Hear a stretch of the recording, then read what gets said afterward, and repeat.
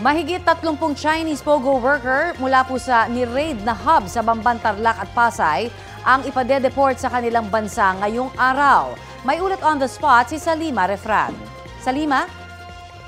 Nandito na nga sa NAIA Terminal 1 ang 33 nahuling POGO workers na nakatakdang i-deport ngayong umaga pabalik ng China para yan sa iba't ibang immigration violations. Madaling araw kanina nang simulan yung pre-deportation profiling ng PAOK sa deportees. Lahat sila kinuhaan ng mga litrato at ginamitan ng cable ties bilang posas. Ang mga ito, mga kawani ng sinalakay na Smart Web Technology sa Pasay noong isang taon at ng Junior One Technology sa Bamban, Tarlac na ni-raid noong Marso. Pinapadeport sila bilang undesirable aliens dahil sa kawalan ng mga kaukulang work permit at visa.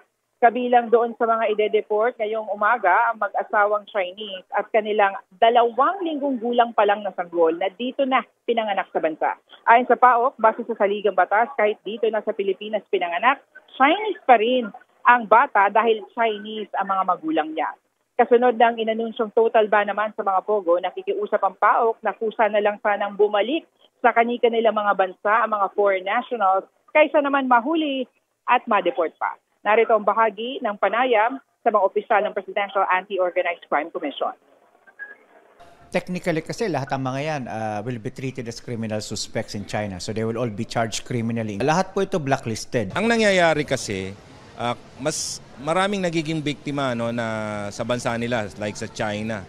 Maraming biktima and yung coordination na ginagawa natin with the Chinese authorities, nakikita natin yung mga biktima sa kanila sa China and then yung scamming hub o yung mga scammers dito nang gagaling sa atin. Habang tinatry yung kaso nila for scamming nakakulong sila. Actually yung 1,800 na naipa-deport natin till now nakakulong pa yung mga yon.